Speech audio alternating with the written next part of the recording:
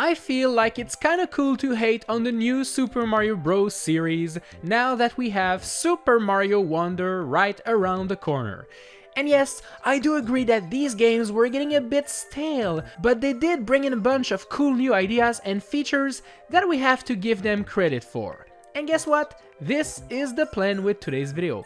We'll give a proper farewell to a series that truly deserves it, and we'll get ready for the next generation of 2D Marios. Mario and power-ups go hand in hand.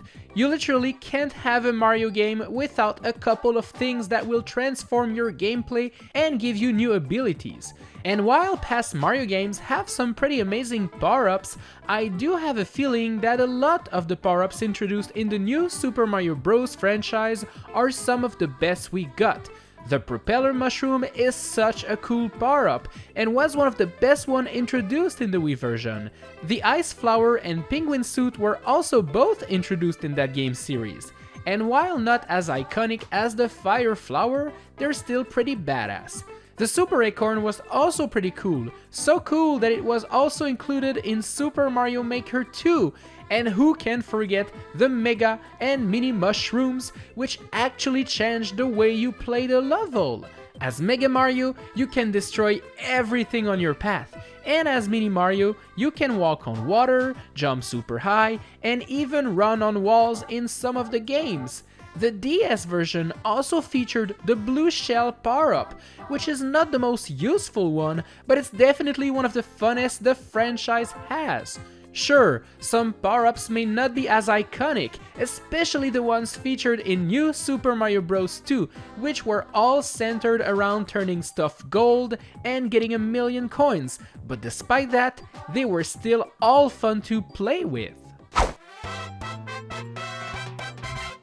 We cannot talk about the new Super Mario Bros. Franchise without mentioning multiplayer gameplay. Before the Wii game, Mario games were either single-player experiences or they were turn-based multiplayer ones. Back in my days, we used to play a level and then sit out and wait for our friend to beat the next one, secretly hoping they die so that we would get a shot at beating it ourselves.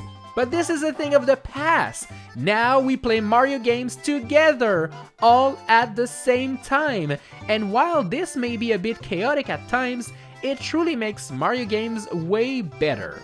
I did play and beat New Super Mario Bros. Wii with all of my friends back then, and I actually plan to do the same thing with Super Mario Bros. Wonder. I do admit that it's a shame the series didn't actually feature online multiplayer, which would have been very cool, especially considering they actually added that feature in Super Mario 3D World on Switch, but it really doesn't matter anymore, because Super Mario Bros. Wonder was confirmed to feature some type of multiplayer content. Sure, it's a different approach, with everyone playing on their end and getting to help each other with items and revives, but it's still pretty cool nonetheless. And let's not forget the Wii U version of New Super Mario Bros. U, which allowed someone to play on the gamepad and tap on the screen to add blocks that were meant to help out everyone. It also allowed that gamepad person to spam the blocks and be a total idiot, but it was worth it. Heck, I remember beating this game with Nathaniel Bendy without touching the ground, and man oh man, was that a fun experience. One of my favorite features of all time in Super Mario World on the Super Nintendo was its beautiful world map, and being able to explore it, uncovering secret exits, exploring hidden areas, and just seeing how cool and different it was. I have to admit that the world maps in the new Super Mario Bros. Game were not as great, but they still featured some amazing stuff. There's a couple hidden paths you can uncover with star coins in the DS game, and beating a boss as Mini Mario will allow you to visit worlds you wouldn't have otherwise. There are secret cannons you can use to skip some worlds in New Super Mario Bros. 2 and Wii, which are very similar to what the whistle could do in Super Mario Bros. 3. The Wii game also has a couple of little puzzles, like having to play a level to move out piranha plant vines out of the way, or hitting a red switch to create a new path leading you to the castle. The maps feature toad houses that you visit if you want to get new power-ups, some enemies that you have to defeat to move to the next level, and a couple more cool secrets. But while this was super fun, New Super Mario Bros. U decided to take things to the next level by bringing back a big world map like Super Mario World, multiple paths, secret exits, choices of where you go next. Sheesh! This was so good! And most of these games also feature a secret World 9, or World Star, or whatever you want to call it, which is a great callback to Super Mario World. The addition of this secret world with additional levels truly made me want to get all of the star coins to unlock them all. And now that we know that Super Mario Bros. Wonder will bring back a big map, which will include some basic level-to-level paths, as well as some more open areas, I can tell you that I'm truly excited! I know, we're all sick of the Koopalings, and have been for a long time, but despite those little brats being way too overused, the new Super Mario Bros. Series also featured some amazing boss fights, especially in the DS game. Petey Piranha, Mega Goomba, Monty Tank, Mummy Pokey, Lucky Thunder, they were all original bosses. Heck, even Fighting Junior was a new concept at the time. The Wii and Wii U version include a couple original bosses too, like Kamek, Boss Sumer Bro, Boom Boom the Mad Lad, and the 3DS game has Reznor. So despite fighting the Koopalings over and over again, we can't argue that this game series also had its fair share of cool and original boss fights. And let's talk about the final bosses! Like, New Super Mario Bros. Wii ends with a chase sequence above lava where you must dodge a giant Bowser spitting fireballs at you. All of this while making your way to a big switch to flush him down the drain. That's insane! New Super Mario Bros. 2 has these sections where Bowser is in the background, hitting you from afar, and you have to jump from platforms to dodge his attacks and make your way to the top.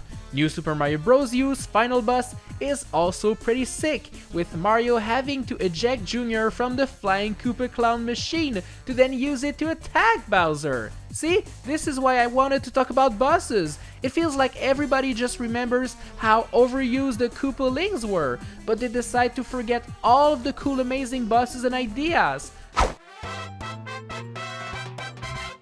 I typically don't praise downloadable content unless it really adds something new to the table. But let me tell you that New Super Mario Bros. U did get an amazing DLC.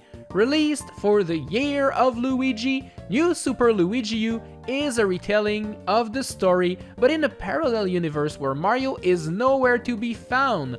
All that remains of him is a cap on the chair in Princess Peach's castle. This brand new game reuses the map from New Super Mario Bros. U, but changes every single level. That's 82 new stages for you to play on. That's insane, and pretty fun too. So fun that the DLC ended up being released as a standalone game. Yep, that's how good it was. And let's not forget the DLC that was available in New Super Mario Bros. 2 back then. While it wasn't as fleshed out, it did give us a bunch of different levels, from classic to insanely difficult, and the goal of these DLC packs was to get the infamous million coins the game wanted you to get. I do have fond memories of these DLC packs and playing them over and over again to get my million coins. That was before I realized that coins were bad and needed to be avoided at all costs, obviously. Yes, I will praise the music in the franchise. Sure, just like the Koopalings, a bunch of tracks ended up being overused and replayed over and over again, which does mean we can get sick of hearing them, but if we discard that for a moment, you can't argue that this game has some bangers. The castle theme is just iconic and truly makes things scary and intense. Or what about the forest jungle theme? Yeah, it's pretty cool. Or what about the relaxing underwater theme? Man, I love all of these songs quite a lot. I do wish the composers actually made different arrangements for every single game, but hey, we can't have everything, can we? And if you want something different, well, let's check out the DS game, which actually does feature a completely original soundtrack, featuring even more bangers, like the lava theme, which is different, but oh so cool. Oh, and this franchise is also the first one to introduce the ba mechanic. What is the ba mechanic, you ask? Well, every time there's a little ba in a song, the Koopas, Goombas, and other enemies will dance for a bit. That is super useless, but kinda neat at the same time. Basically, I love the new Super Mario Bros. Series, but I am also happy to see it end. You know, it's kinda like your favorite TV show that you've been watching for like 10 seasons. It's still fun to watch and entertaining, but you know it's never going to be as good as the first few seasons. So when the show finally ends, you're sad, but you're also happy. And this is just like that for me with New Super Mario Bros. I had fun with it, it holds a special place in my heart, but I am more than ready to play something different. Something wonderful.